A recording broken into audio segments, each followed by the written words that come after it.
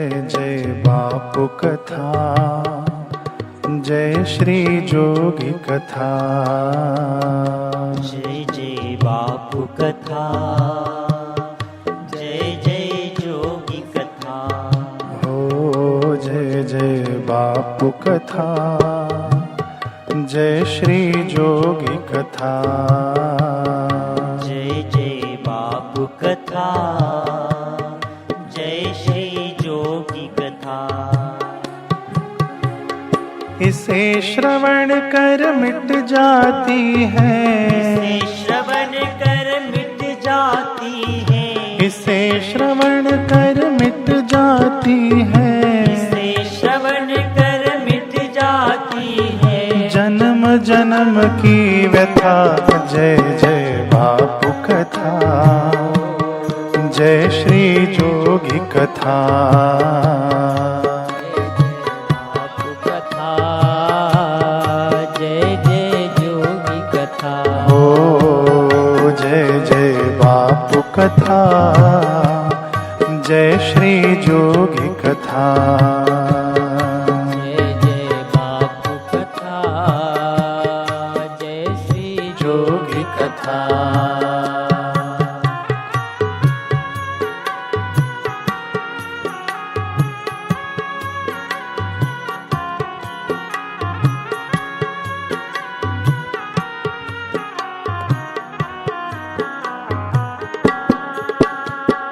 बापू कथा कलयुग में तारे, शोक और दुख हरे ये सारे। कथा कलयुग में तारे, शोक और दुख हरे सारे। 108 जो पाठ करेंगे, पूर्ण काम करे हमारे।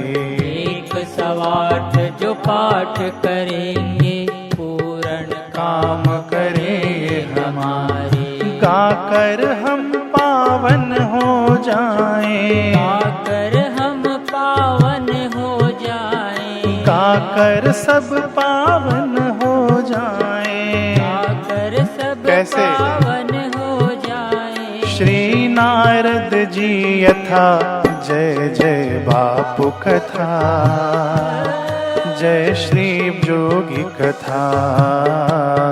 जय जय बापू कथा, जय श्री जोगी कथा।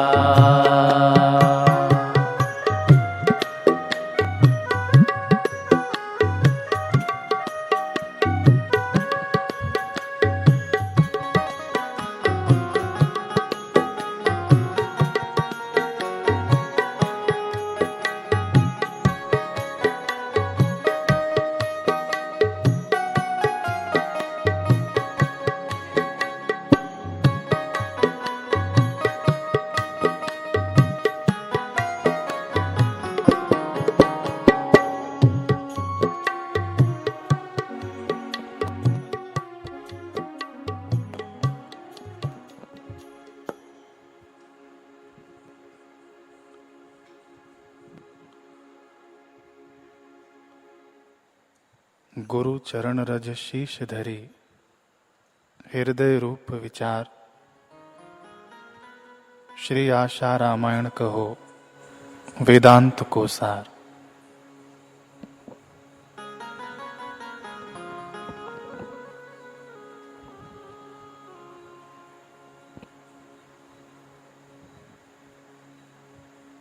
श्री आशा रामायण जी का पहला दोहा, ये जीवन का नींव या कह दें धर्म की नींव का हमें दर्शन कराता है। गुरु चरण रज, इस पर हम मनन कर रहे हैं। पिछले सत्र में हमने सुना रज की महिमा,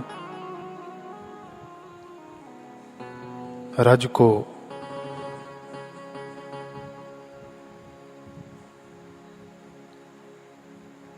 धूली कह लें, रज कह लें, पराग कह लें।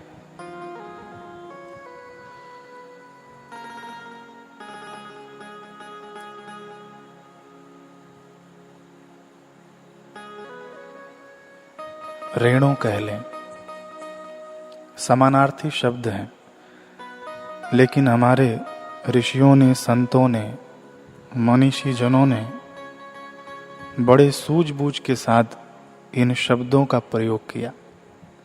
जहाँ पराग का प्रयोग करना चाहिए वहाँ पर पराग का, जहाँ रज कहना चाहिए वहाँ रज का, बड़े ही सुंदर ढंग से जहाँ रेणु का उपयोग करना चाहिए वहाँ रेणु कह दिया, और जहाँ पर धूल का उपयोग करना चाहिए धूल कह दिया। तो गुरु जी की महिमा गाते हुए रामचरितमानस में गोस्वामी तुलसीदास जी कहते हैं, बंदौ गुरु पद पदुम परागा, सुरुचि सुबास सरस अनुरागा।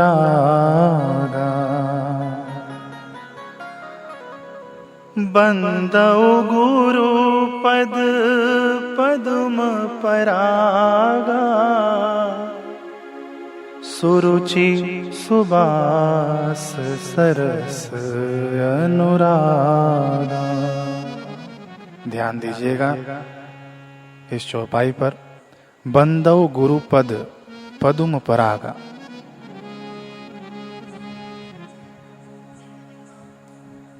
पराग यानी खुशबू से संबंध है। पराग का खुशबू फूलों से आती है, और गुरुदेव के चरणों को कमल कह दिया और उन चरण कमलों का पराग कह दिया, धूलि को।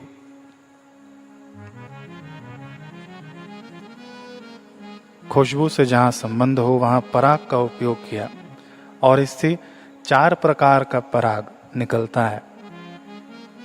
गोस्वामी तुलसीदास जी के अनुसार बंदौ गुरुपद पदुम परागा, सुरुचि सुबास सरस अनुरागा, ये 4 प्रकार की खुशबू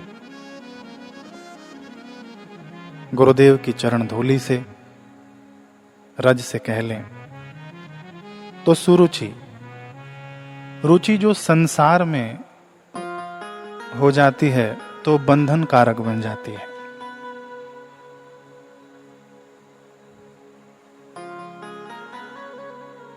और वही रुचि ईश्वर में हो जाती है, भगवान में हो जाती है, गुरु में हो जाती है, तो हमारी साधना बन जाती है, मुक्ति का कारण बन जाती है। सुरुचि, ये गुरुदेव के चरण रज की हमने व्याख्या पिछले सत्र में सुनी। तो रज यानी क्या कि गुरुदेव का एक वाक्य, मात्र एक वाक्य, ये रज है। और उसकी महिमा पराग के रूप में गोस्वामी तुलसीदास जी गा रहे हैं। 4 प्रकार की खुशबू बता रहे हैं। पहला रुचि, सुरुचि, तो रुचि जो संसार में हो या आसक्ति जो संसार में हो उसे रुचि कह लें, और वही आसक्ति जो गुरु में हो जाए तो उसे सुरुचि कह देते हैं। ईश्वर में हो जाए सुरुचि में परिणित हो जाती है। सुवास, बड़ा सुंदर अर्थ इसका प्रकट होता है। हमारे बापूजी के जितने भी साधक हैं, भक्त हैं, एक अलग सुवास है उनकी। गुरु जी की तो है ही, उन्हीं से तो हमको सुवास मिल रही है। कहीं भी जब हमारे गुरु भाई बहनें जब जाती हैं तो उनका मुखमंडल देखकर ही पहचान जाते हैं कि बापूजी के साधक हैं।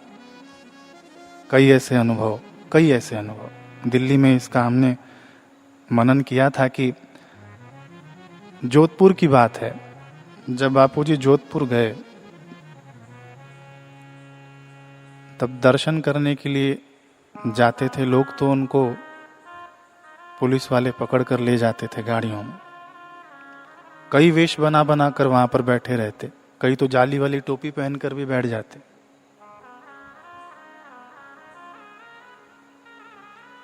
लेकिन उनका मुखमंडल देखकर सुवास, गुरु जी की सुवास, ये साधक है, ऐसे ही पता चल जाता था।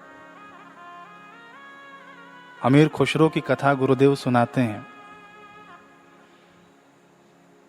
जूतियां ले जा रहा था, एक गरीब, उसके गुरु की जूतियों से सुवास प्रकट हुआ और वो पहचान गया कि मेरे गुरु जी की सुवास आ रही है, कुछ तो है मेरे गुरु जी का। ऐसे ही निगुरे लोग भी जब बापूजी के साधकों को निहारते हैं तो एक गुरु जी का सुवास उनको मिलता है, ये साधक है।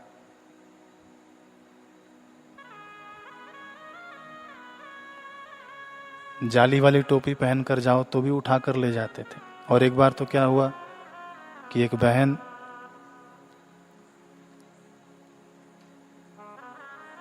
उसके साथ एक छोटी सी बहन कद में, पुलिस की गाड़ी सामने से आई तो ऑटो में घुस गई।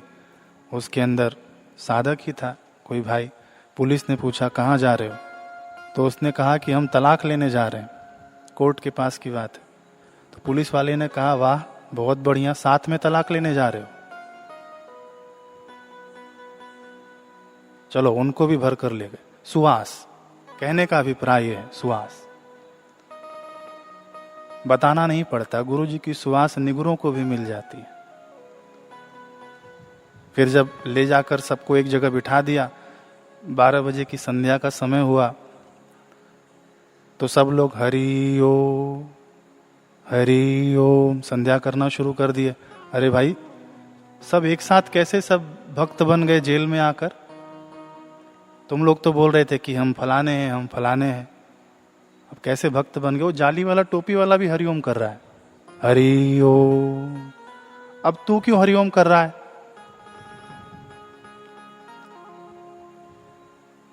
सुवास,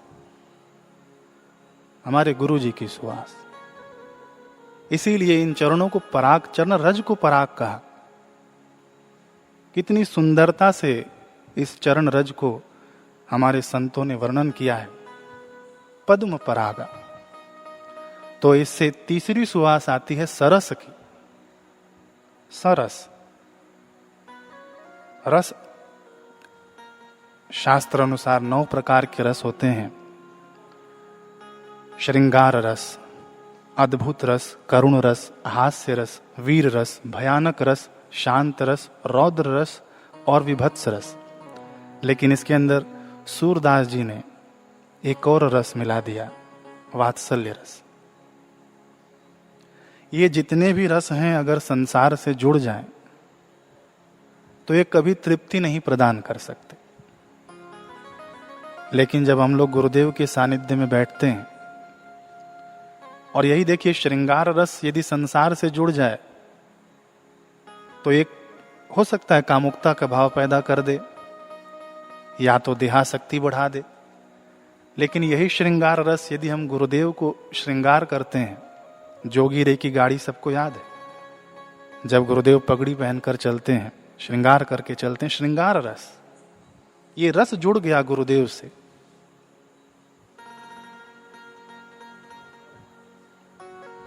एक एक रस यदि भगवान से जुड़ जाए, गुरु से जुड़ जाए, तो वह रस सरस कहलाता है। गोस्वामी तुलसीदास जी यही कह रहे हैं, सरस, अद्भुत रस। अद्भुत रस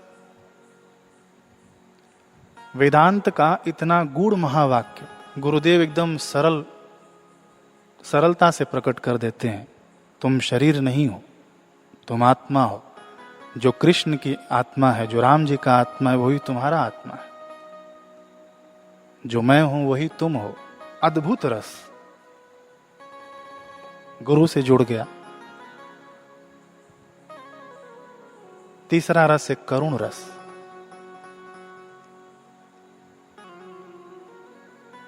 करुणावान गुरुदेव, करुण रस। चौथा रस है हास्य रस। गुरुदेव हास्य प्रयोग करवाते हैं हमें। हास्य रस, वीर रस। न अयम आत्मा बलहीन न लभ्ये, वीर रस। ये हमको सत्संग में मिल जाता है, गुरुदेव के सानिध्य से मिल जाता है। भयानक रस, यानी जहां पर भय उत्पन्न हो। भय बिन होत न प्रीति। गुरुदेव से जब हम लोग गलत कर्म करते हैं अथवा तो कुछ गलत करते हैं, तो अगर वो भय गुरुदेव को याद करके हो तो वो भी रस में परिणित हो जाता है, वो हमारी रक्षा कर लेता है।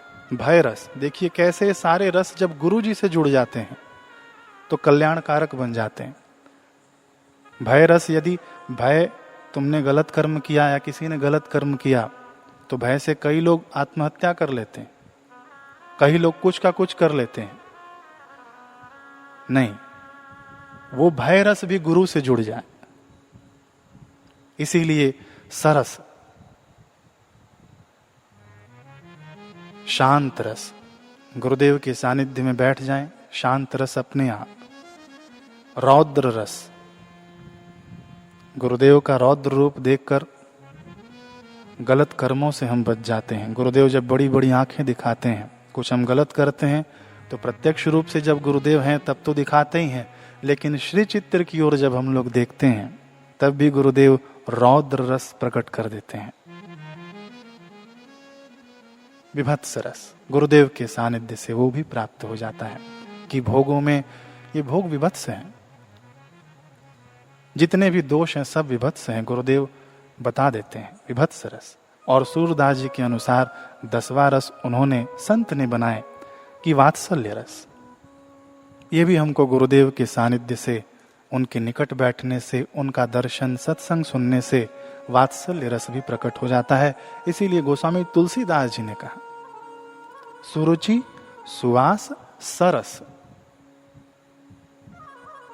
और चौथा जो खुशबू है गुरुदेव के चरणों की धूली, उसकी जो खुशबू है, चौथा है अनुराग। सुरुचि सुवास सरस अनुराग। देखिए, जहां पर राग है वहां पर द्वेष अवश्य होगा, बिल्कुल होगा। एक से राग है तो दूसरे से द्वेष होगा ही। राग है माता पिता में, भाई बंधु में, सखा संबंधी में, तो ये राग कहीं ना कहीं बंधन कारक बन जाएंगे। लेकिन यही राग यदि गुरुदेव से हो जाए, त्वमेव माता च पिता त्वमेव, त्वमेव बंधुश्च सखा त्वमेव, त्वमेव विद्या द्रविणम त्वमेव, तो ये रस, हे गुरुदेव आप ही हमारी माता हैं, आप ही हमारे पिता हैं, आप ही हमारे बंधु हैं, आप ही हमारे सखा हैं, ये रस हमारा जुड़ गया। ये अनुराग राग, ये राग हमारा जुड़ गया गुरु जी से, तो ये अनुराग में परिणित हो गया। अब यहां पर बड़ा सूक्ष्म चिंतन करने लायक है कि तुलसी मेरे राम को रिज भजो या खीज। पूतना ने कृष्ण का चिंतन किया, पूतना मुक्त हो गई। रावण ने राम जी का चिंतन किया, मुक्त हो गया।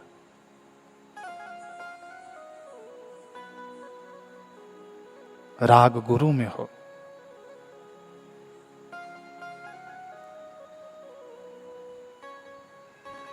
राग संसार में है तो आसक्ति पैदा करेगी, और भगवान में हो जाए तो भक्ति को पैदा कर देगी।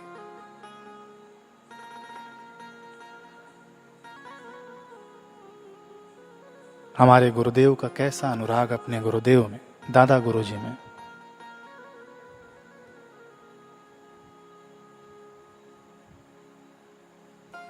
पूर्णता के शिखर पर बैठे हैं हमारे गुरुदेव, लेकिन जब दादा गुरु जी की बात निकल आती है तो गुरुदेव की आंखें छलक पड़ती हैं।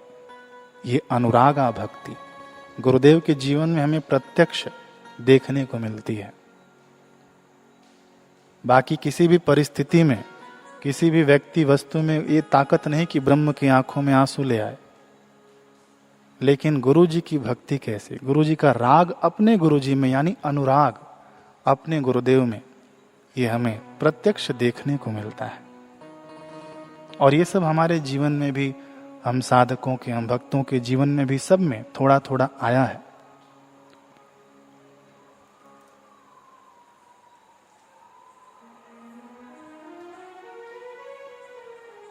पहला हो गया पराग, ये दीक्षा के रूप में हमें मिल जाए बस। ये जो अलग अलग जो नाम रखे हैं ऋषियों ने, संतों ने, इस रज का, पराग का हमने सुना। अब अगला हम सुनते हैं धूली। मान लो गुरुदेव हमें धूली दीक्षा देते हैं, कैसे कि सिर धरी गुरुपद पंकज धूरी। अब धूर क्यों कहा, यानी धूल क्यों कहा गुरुदेव की चरण रज को, इसे भी हम लोग सुने। धूल का सीधा संबंध होता है पृथ्वी से, सहन करने के लिए तैयार रहना।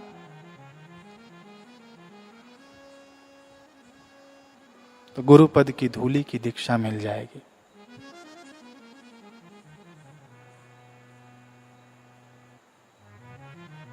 अहम शून्य हो जाना ये धूली का प्रतीक है।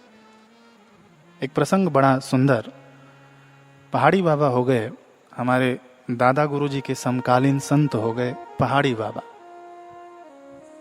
मथुरा वृंदावन तरफ उनका अधिक निवास रहता, सिद्ध संत हो गए।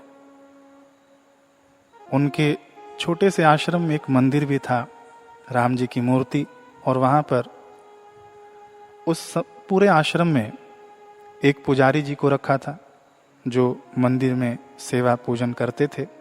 उनको ये बाबा महंत महंत पुकारते, और 3-4 विद्यार्थी और थे, और एक रसोईया और एक सेवक।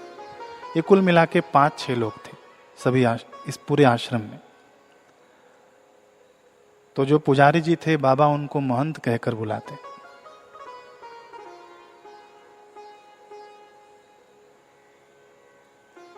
अब देखिए गुरु कैसे धूरी बनाते हैं, धूल बनाते हैं।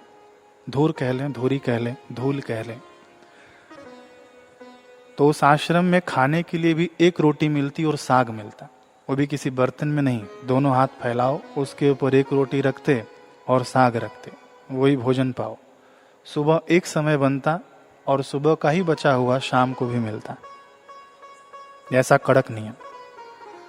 और कोई मेहमान आ जाए या कोई आगंतुक भक्त दर्शन के लिए आ जाए तो उसी रोटी में से तोड़ के तुमको उसको भी देना है। ये ऐसे उनके आश्रम का नियम, बड़ा कड़क स्वभाव। और कोई लापरवाही करता, अरे कितने देर से झाड़ू लगा रहा, लापरवाह कहीं का, जल्दी कर, बड़ा कड़क स्वभाव। और कोई उनके आश्रम में मोटा हो जाता थोड़ा भी, तो जरूर सेवा में लापरवाही करता है, कामचोर कहीं का, इसीलिए मोटा हो गया है, सो सो के बैठ बैठ के। और कोई ज्यादा पतला हो जाता तो बोलते ही आचरणहीन है, इसे कुछ छूने मत देना, कोई भी अन्न छूने मत देना, इसको आचरणहीन लगता है, सुधर जा, ऐसे डांट देते। अब एक दिन उनके आश्रम में 25 साधु पधारे। भोजन तो बन चुका था 5-7 लोगों का। बाबा ने कहा कि इन साधु बाबाओं को लाओ, जिमाओ, तैयार हो गया है पकवान, तो ले आओ। रसोई में महंत जी गए, सेवक को कहा कि 25 साधु आए हैं। सेवक ने कहा कि नहीं, कुछ देर और रुक जाओ, रोटी चावल दाल और बढ़ा देते हैं, फिर ले जाना। 5-7 लोगों का ही बना हुआ है। इतने में बाबा बड़े खिन्न मुद्रा में अंदर आए रसोई घर में। क्या लापरवाह करता है, निकलो यहां से, ऐसे निकाल दिया उनको।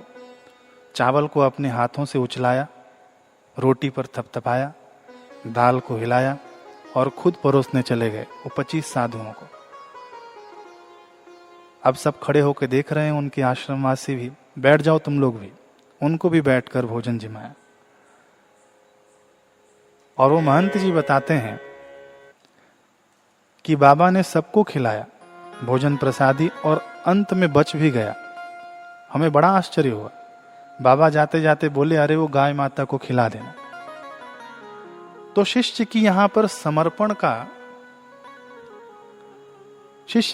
समर्पण का भाव पैदा होता है कि गुरु में कितना समर्पण। अब बापूजी का एक प्रसंग, बापूजी अपने कुटिया के अंदर सुबह सुबह उठकर ध्यान में बैठे, लगभग 7 बजे होंगे।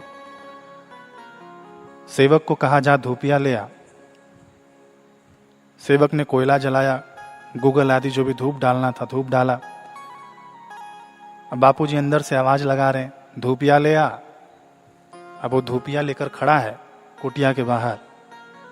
अरे सुनाई नहीं देता, धूपिया ले आ। वो धीरे से बोलता है, सेवक, बापूजी ये दरवाजे की कुंडी लगी हुई है। बापूजी बड़े सहज हो गए, उठे, दरवाजा खोले, धूपिया अपने हाथ में पकड़ा और इतना कहा सेवक से कि आज अगर तू मेरे वाक्यों को पकड़कर सिर्फ चले आता ना तो आज इतिहास बन जाता। तुझे कुंडी दिखी लेकिन ये गुरु के वाक्य नहीं दिखे कि ले आ। धूल, गुरुदेव धूल बना देते हैं, अहम शून्य बना देते हैं। माने शिष्य बचे ही नहीं।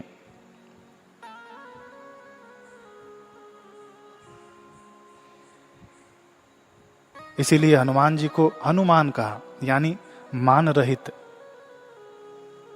कई ऐसे उदाहरण हमने शास्त्रों में पढ़े हैं, सुने हैं। मिलारेपा का प्रसंग हमने सुना ही है, केताजी महाराज का सुना ही है, मुंज का सुना है, बापूजी के जीवन का प्रसंग भी हमने सुना है। आगे भी हम सुनेंगे कि कैसे गुरु अपने शिष्य को धूल दीक्षा देते हैं, यानी धूल अहम शून्य बना देते हैं। अब रावण था तो रावण बड़ा बली, 10 शीश 20 भुजा। शिव जी को जब अपने गुरु जी को प्रणाम करने जाता रावण ऐसा अहंकारी कि शीश नहीं झुकाता, कैलाश को उठाकर अपने शीश पर रखता था, ऐसा अहंकारी। तुलसीदास जी उसकी प्रशंसा करते हैं कि इतना बलवान था। 10 सिर ताही 20 भुज दंडा, रावण नाम वीर बरबंडा। और जब चलता था तो धरती कांपती थी, चलत दशानन डोलत अवनी, धरती कांपती थी, ऐसा वैभव था। उसके पास सब प्रकार का बल था। रावण के पास परिवार बल, यानी जनबल कह ले, 1 लाख पूत 1.25 लाख नाती, इतने तो उसके परिवारजन थे। फिर धन बल, सोने की लंका, वैभव बल, भुजा बल, बाहुबल, सब बल था उसके पास, इसीलिए उसको बलि कहा। लेकिन ऐसे बलि का भी मर्दन किया, यानी उसको कांख में दबा कर रखा बाली ने। तो बाली को गोस्वामी तुलसीदास जी ने महाबली कहा।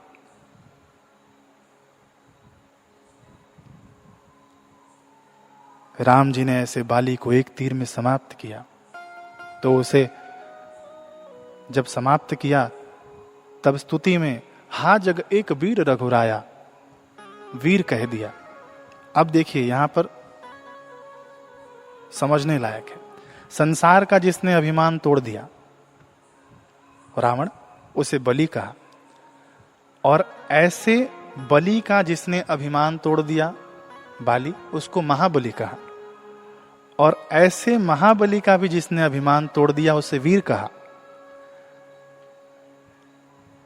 और जो अपना ही अभिमान तोड़कर ऐसे वीर के चरणों में अपना समर्पण कर दिया उसे महावीर कहा। हनुमान जी को महावीर कहा। बलि को महाबली ने वश किया, महाबली को वीर ने वश किया, और वीर को जिसने वश किया वो महावीर, यानी अहम शून्य। जो ऐसे अहम शून्य हो जाते हैं फिर उनको किसी बात की चिंता नहीं रहती।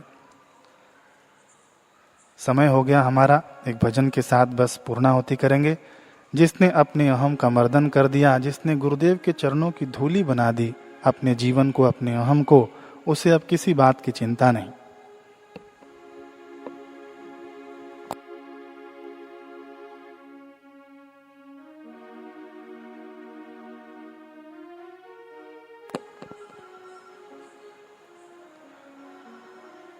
हमारे हैं गुरुदेवा, हमें किस बात की चिंता।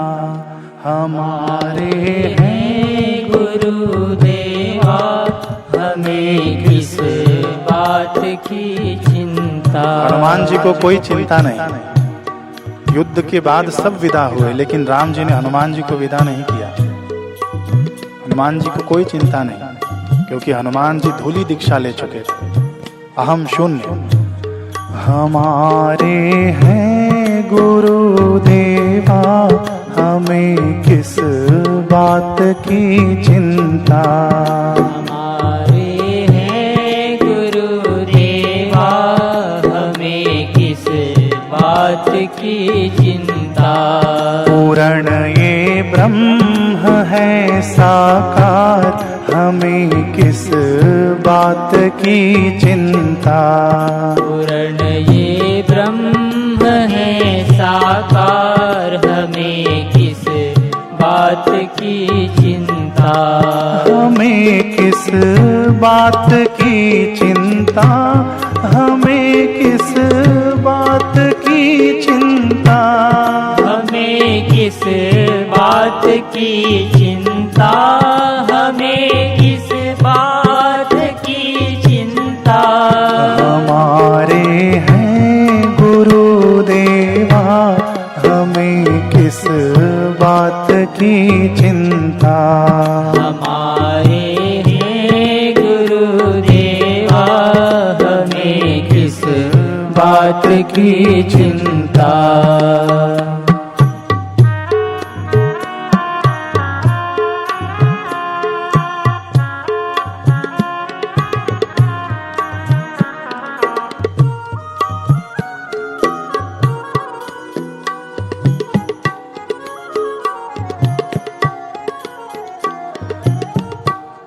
भक्तिमती माता मीरा जी को खाने पीने की चिंता नहीं, उनके आगे जहर आ जाता है तो सहज पी लेती हैं। उनको यत्न नहीं करना पड़ता कि इस जहर को अमृत कैसे बनाए। हनुमान जी को चिरंजीवी रहने के लिए कोई यत्न नहीं करना पड़ता। शबरी माता को भक्तों के हृदय में प्रतिष्ठित होने के लिए कोई चिंता नहीं करना पड़ता। सिर्फ क्या किया इन्होंने, धूली दीक्षा ग्रहण कर ली। अहम शून्य, न खाने की न पीने की, न मरने की न जीने की। न खाने की न पीने की, न मरने की न जीने की। मेरे गुरुवर को रहती है मेरी हर बात की चिंता। मेरे गुरुवर को रहती है मेरे हर बात की चिंता। हमें किस बात की चिंता, हमें किस बात की चिंता। हमें किस बात की चिंता, हमें किस बात की चिंता। हमारे हैं गुरुदेवा, हमें किस बात की चिंता। हमारे हैं गुरुदेवा, हमें किस बात की चिंता।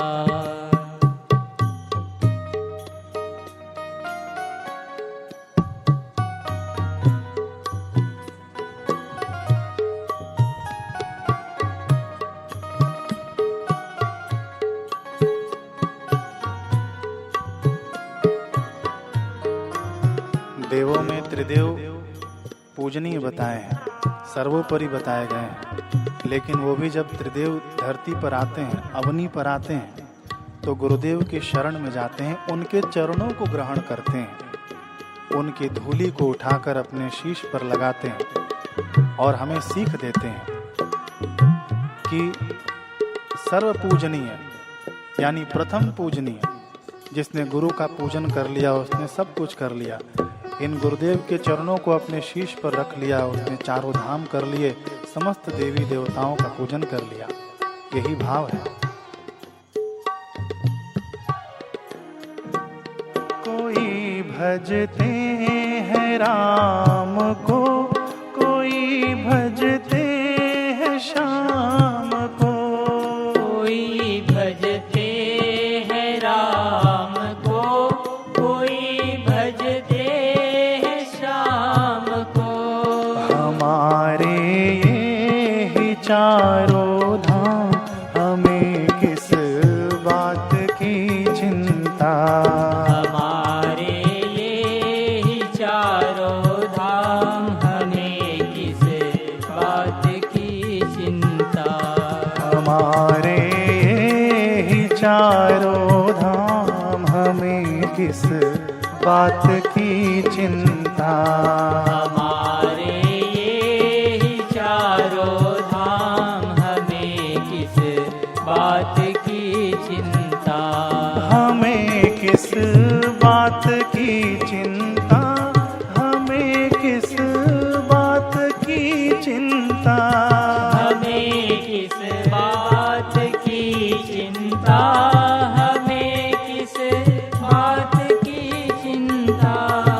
पूर्ण ये ब्रह्म है साकार, हमें किस बात की चिंता।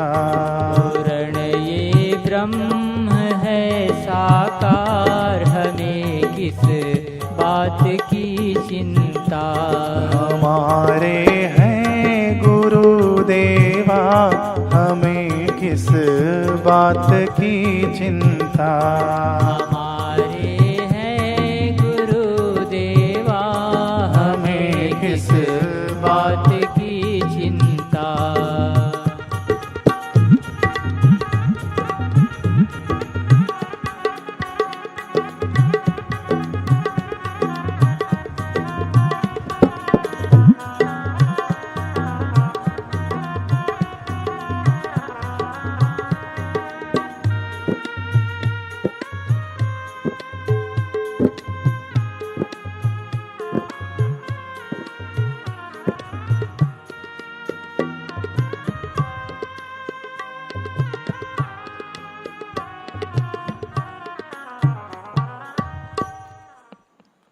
आरती की तैयारी करेंगे।